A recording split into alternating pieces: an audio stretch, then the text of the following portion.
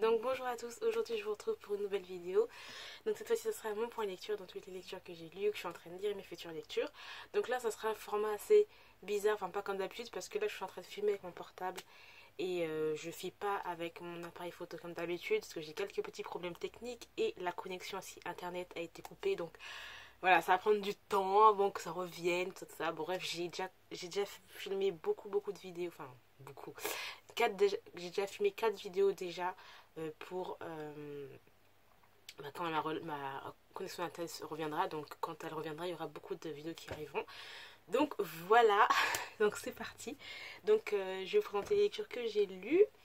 Alors j'ai lu j'ai lu Déploie tes ailes de Rose Darcy, donc le premier tome. Donc c'est un MM, donc relation gay, dans un univers fantastique, donc il y a des anges, que j'ai très moyennement aimé parce que pour moi je trouvais que c'était too much.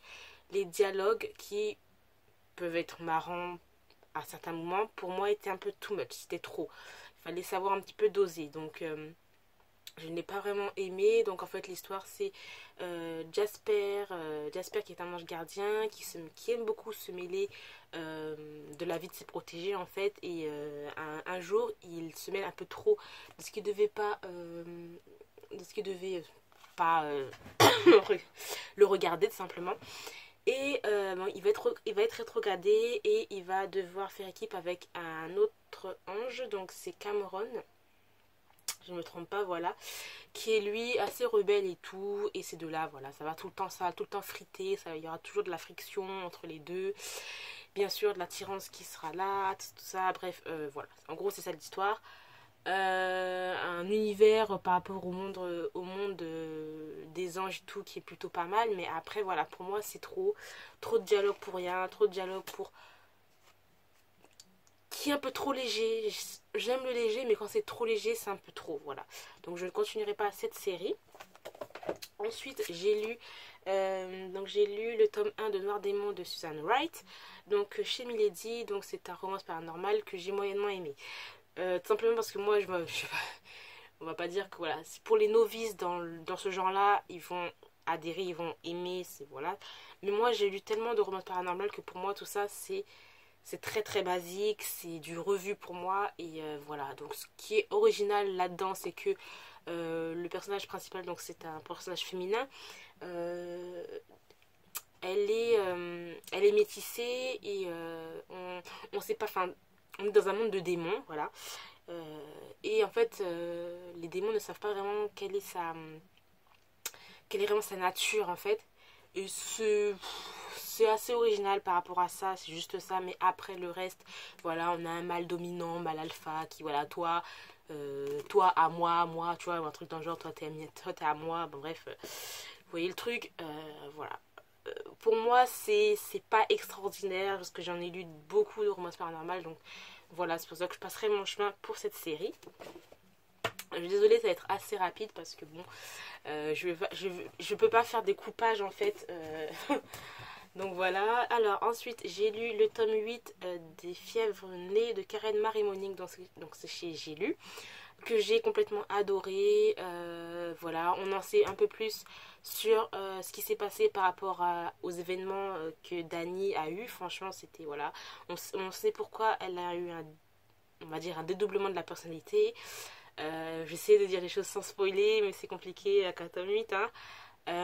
Mais voilà, en gros c'était vraiment génial. On a les points de vue alternés de Dani et les points de vue alternés de Mac. Voilà, la relation de Mac et Baron, enfin j'adore leur relation un peu silencieuse. Ils parlent pas énormément, mais voilà, c'est juste le regard et ça fait tout en fait. Et j'adore leur relation. Donc voilà, la fin, mon dieu, je m'attendais pas à ça. Enfin, voilà, tu dis, d'accord, je pensais que voilà, il me restait tout ça à lire. Tout ça, vous voyez. Et bien en fait, tout ça, en fait, c'est tout simplement le lexique. Donc pour les gens qui ne connaissent pas le monde des fièvres de Karen Marie Moning, on a un lexique sur tout l'univers. Et moi, je pensais que voilà, j'avais encore le temps de lire et tout. Alors là, ça s'est stoppé comme ça, et puis j'ai vu un lexique, je dis, hein. Ok, donc on va devoir attendre encore 1 an pour avoir la suite. Mais j'adore cette urban fantasy, franchement, sur les fées, la féerie. Enfin, c'est pas des fées genre fées clochettes et tout. Enfin, j'adore quoi. Donc voilà. Ensuite, j'ai lu le tome 1 de Above All Embarqué de Battista Tarantini, donc chez BMR, donc la nouvelle collection de Hachette, que j'ai adoré, gros coup de cœur. Franchement, c'est de la romance que j'adore. Voilà, c'est de la romance que j'aime énormément. Je l'avais lu, comme je l'avais dit, en fanfiction. Il y a vraiment eu beaucoup d'améliorations et c'est génial en fait de retrouver ça. Franchement, j'adore. C'est une relation entre deux personnages qui sont hyper forts, hyper électriques. Donc en fait, c'est l'histoire de Alexis qui a 26 ans, qui est un jeune lieutenant et qui est ingénieur en météorologie. Donc elle va arriver, elle va se faire muter en fait euh, sur, sur le paquebot là, enfin pas un paquebot, le Percival Lowell. Je sais plus comment ils appellent ça, bref, c'est des trucs un peu d'armée, la marine, tout ça. Même moi je connais pas trop, bref. Elle va rencontrer le glacial Andreas, voilà, et c'est son supérieur hiérarchique, et tout de suite il va y avoir une électricité entre eux, et c'est, oh, mon dieu, j'adore ce genre de truc, franchement je vous dis, j'adore trop. Euh, c'est de la romance où vous êtes vraiment à fond dedans, les personnages, voilà, il y a un mystère qui tourne autour d'Andreas, on ne sait pas pourquoi il se comporte comme ça, pourquoi il est aussi froid, pourquoi, voilà, et franchement j'ai adoré. Donc voilà, j'essaie d'aller assez vite, excusez-moi. Ensuite, j'ai lu une lecture vidéo, donc It Net Me Babe de Tilly Cole, donc il est sorti en français, mais je ne sais plus du tout, je crois que c'est Hors la loi, les Hades Hungman, qui est sorti chez Milady, que j'ai lu. J'ai pris un peu de temps quand même à le lire parce que vous voyez c'est assez épais, je trouve qu'il est plus épais que la version française, voilà, et pourtant c'est un VO, mais qu'est-ce que j'ai adoré. Franchement l'univers biker j'aime pas trop parce que je trouve que c'est assez vulgaire quand même, voilà, je trouve il traite les femmes un peu, voilà, je n'aime pas trop cet univers un peu, mais là j'ai adoré parce qu'il y a un mélange de bikers, mais il y a aussi le fait est qu'on est dans il y a une secte aussi, il y a l'histoire d'une secte, les trucs religieux et tout, et j'ai adoré et plongé là-dedans, et Tilly Cole en fait a fait une thèse où quand elle était à l'université en fait elle a vraiment travaillé là-dessus, sur les sectes, sur les gens qui s'enrôlaient là-dedans, les gens qui étaient vraiment dans la religion et tout. Elle disait que voilà, il y en a qui la, la plupart ils sont vraiment contents de ce qu'ils ont, mais le petit pourcentage, voilà, c'est vraiment des gens qui ont vécu des choses. Donc en gros, c'est l'histoire de Salomé qui va rencontrer River quand ils sont tout petits. Donc elle doit avoir, je sais plus quel âge, 9 ans. Et River, lui, 11 ans. Et ils vont se rencontrer en fait tout à fait par hasard quand ils sont petits. Salomé est dans une secte. Euh, voilà, c'est horrible. Franchement, mais c'est horrible, c'est très sombre ce roman.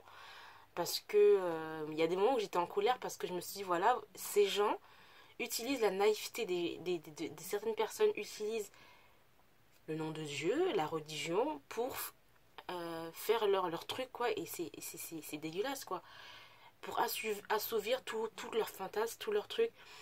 Et ces deux-là vont se rencontrer quand ils sont petits. Ensuite, ils vont être séparés, et quelques années après Salomé n'en peut plus, elle a vécu quelque chose qui est très fort et elle n'en peut plus et elle s'est sauvée de cette secte, et elle va tomber par hasard sur le club de moto là, enfin le club de biker de River, qui maintenant s'appelle Styx, et qui est pas le vice-président mais qui est le presse, qui est le président du de ce club là, et voilà, à partir de ce moment là leur relation va commencer, mais c'est assez dur parce qu'en fait Salomé, et c'est ce que j'ai beaucoup aimé en fait, dans ce livre, c'est le côté secte, tout ce qui se passe là dedans, et c'est horrible parce que à partir de l'âge de 9 ans, enfin même à le partir, enfin bref, je sais pas à quel âge, voilà, les filles elles sont franchement, mais voilà, non mais quand j'ai lu ça j'ai dit, mais j'étais aberrée, quoi, c'était vraiment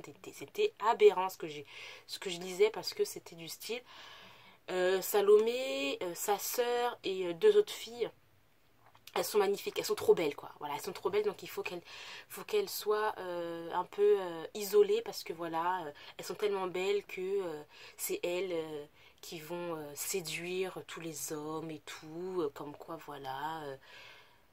Enfin moi ça m'a vraiment, je me suis mis en colère quoi. Enfin j'avais un sentiment de colère par rapport à ça parce que je me suis dit mais attends, si c'est à cause d'elle que voilà vous allez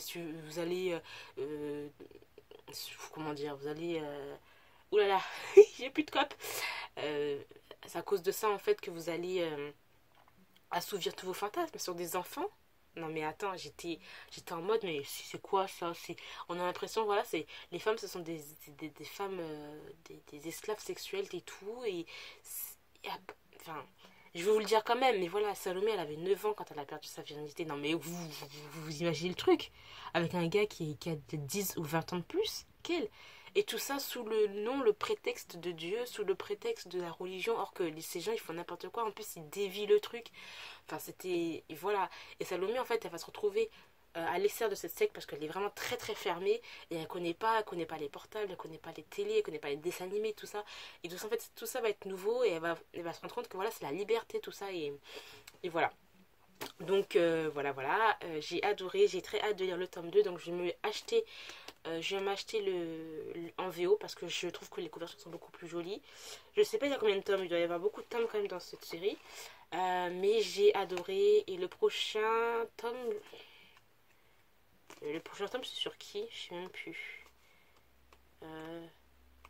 Je sais plus c'est sur qui le prochain tome. Bref, c'est sur un autre membre du moteur Cycle, je sais plus, bref, du groupe là, voilà, de moto.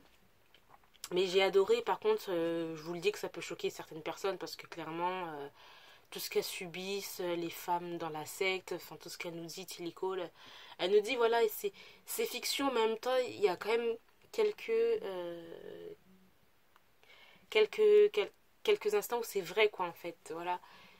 Et c'est horrible, en fait, de lire ça et de se dire, mais tout ça parce que c'est des gens, voilà, et ils vont retourner les esprits, en fait, faibles ou un peu naïfs et prendre l'avantage, et voilà, enfin bref, j'ai adoré et franchement, j'ai très hâte de lire le tome 2.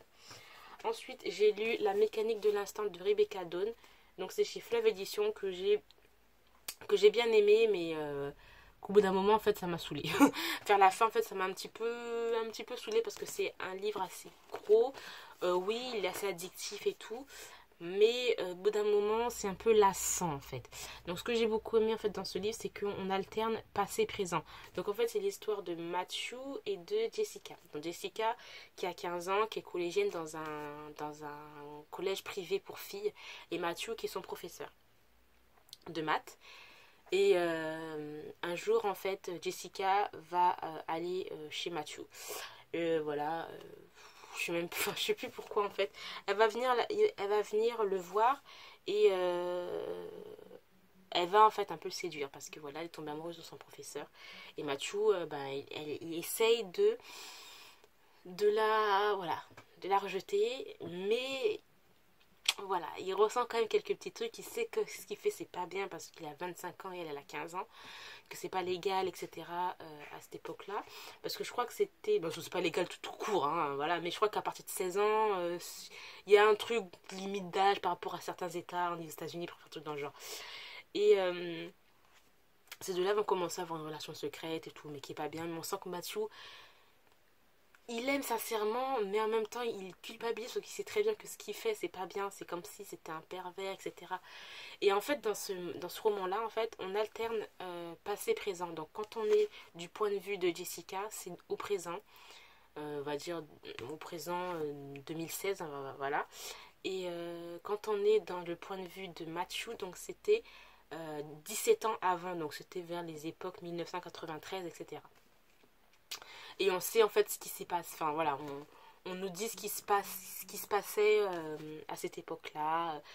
Pourquoi ils sont plus ensemble. Il y a eu des secrets. Pourquoi on a pu Matthew, tout ça. Et j'ai vraiment beaucoup aimé suivre toute cette histoire. Par moments, j'étais en colère par certains comportements par rapport à soi-disant des amis ou des voilà, il y avait quelques trucs qui m'énervaient, mais on sent voilà que c'est pas quelque chose de pervers ou de malsain en fait. On sent que c'est vraiment des sentiments amoureux et tout. Et ben, c'est mal, ça a été mal vu à l'époque. Et Mathieu, ben voilà, il s'est passé des trucs et tout ça. Et on le découvre au fur et à mesure de notre lecture. Et voilà, j'ai vraiment beaucoup aimé ce roman. Mais la fin commence à être un petit peu redondante, voilà. À part ça, hein, c'est tout, hein, voilà. Alors, ensuite, j'ai lu Mon talent, ma victoire, le tome 0.5 des Deathbringer. Donc, c'est de S.C. Rose. Donc, c'est de l'autopublication, je crois. Et j'ai aimé sans plus parce qu'en fait, je m'attendais à un truc plus intense, plus approfondi. Parce qu'en fait, c'est l'histoire de Joshua qui a 19 ans, qui va se faire virer de sa maison parce que il a décidé de dire à son père et sa mère qu'il était homosexuel. Et à partir de cela, ses parents l'ont vraiment pas bien pris, donc ils l'ont dégagé de sa maison. Et donc lui, il va se retrouver à la rue parce qu'il n'a pas l'argent, voilà, etc. Et il va rencontrer en fait, comment il s'appelle je sais plus comment il s'appelle, Ries. Voilà, il va rencontrer Ries qui, lui, a 30 ans, qui est biker, et voilà. Donc ces deux-là vont se rencontrer, c'est vraiment l'opposé de l'un et l'autre. Et je m'attendais à quelque chose de plus intense, de vraiment plus approfondi. Et en fait, compte, je trouve que c'était très fait à la surface. Les scènes sont pas très bien décrites par moments. Par moments, j'ai pas trop compris. On est comment vous dire ça, on parle d'un truc et d'un seul coup on passe à autre chose et on oublie entre temps. Donc voilà, enfin, vraiment je suis un peu dégoûtée. Après bon, c'est un univers de biker, mais comment vous dire qu'après avoir lu ça et quand je lis cet univers de biker, c'est vraiment très fade quoi en fait. Donc voilà, c'était moyen pour moi. Et ensuite ce que je suis en train de lire, donc c'est Above All, le deuxième tome de Battista Tarantini, Résister, donc chez Hachette Collection BMR. Voilà, j'ai lu, voilà, je suis en train de lire, je suis au chapitre 2, je l'ai acheté, je l'ai reçu, je l'ai en fait lu directement parce que voilà, j'adore cette histoire et voilà, donc voilà ce que je suis en train de lire. Et puis ensuite, ce que je vais lire après, ben en fait, je sais pas trop, franchement, je sais pas trop ce que je pourrais lire après, on verra bien. Je vais peut-être lire The Player. Ouais, The Player de Vicky Land chez Eden City, chez Eden, la collection Eden, tout ça.